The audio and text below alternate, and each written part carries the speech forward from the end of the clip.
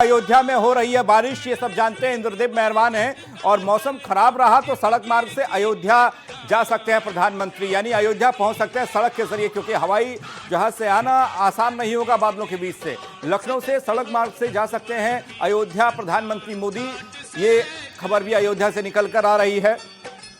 मौसम खराब रहा तो सड़क मार्ग से अयोध्या जा सकते हैं प्रधानमंत्री मोदी।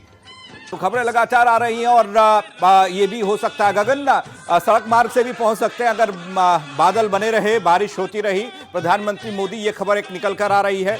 और दूसरी, जहां पर आप खड़े हैं, जिस तट पर आप सरयू के तट पर खड़े हैं, कल रात को तो अद्भुत नज़ारा था इस तट का और देखते ही बन रहा था, लेकिन अभी किस तरह की तस्वीर है वो दिखाने की कोशिश कीजिएगा प्लीज।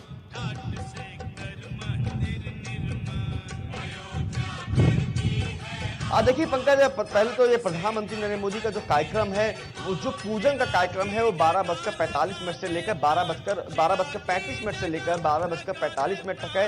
यानी कि जो ये 12:30 से लेकर 12:45 तक है।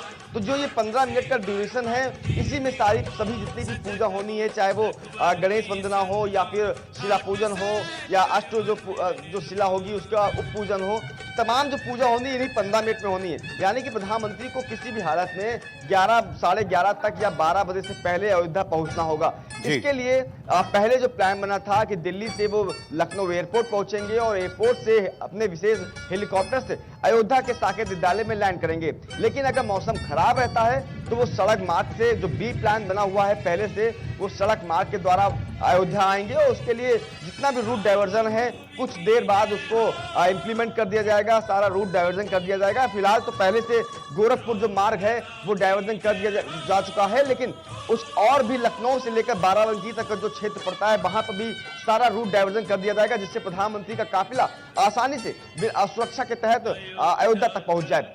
दूसरी बात, जो जहां पर हम खड़े हैं वो राम की पैड़ी है और इस राम की पैड़ी में ऐसे तो अमूमन देखा जाता है कि जब दीपोत्सव होता है या दिवाली होती है तो ये जगमगाती है, लेकिन पिछले 3 दिनों से, चाहे वो 3 तारीख हो या 4 तारीख हो, इस राम की पैड़ी में दिए जलाए जा रहे हैं। और कल तो यहाँ का रिकॉर्ड बनाया गया है, 1.25 लाख दिए जलाए गए हैं। राम मनोहर लोहिया के जो महाविद्यालय के जो छात्र हैं, उन्होंने पूरी मेहनत से इस पूरी राम की पैड़ी में दिए जगमगा दिए थे, पूरी अयोध्या जगमगा गई थी। यहाँ पर लाइटिंग की गई थी, यहाँ पर दिए जलाए गए थे, रंगोली लगाई गई थी, चौपाई लिखी गई थी। तो आज का जो माहौल है, शांत सा माहौल है।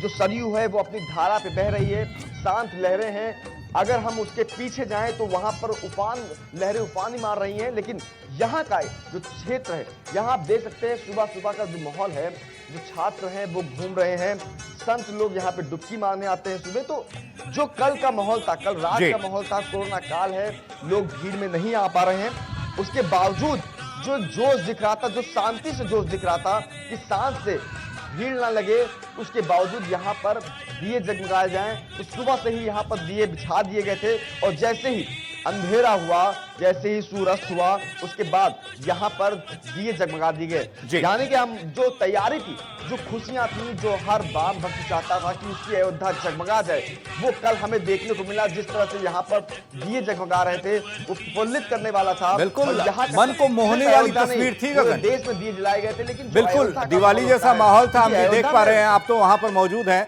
आपने तो साक्षात देखा है, आप मौजूद हैं और उस तस्वीर का आनंद उठा रहे हैं। लेकिन हमने देखा तो हमको भी बड़ी अद्भुत तस्वीर लगी, दिल को छूने वाली तस्वीर लगी।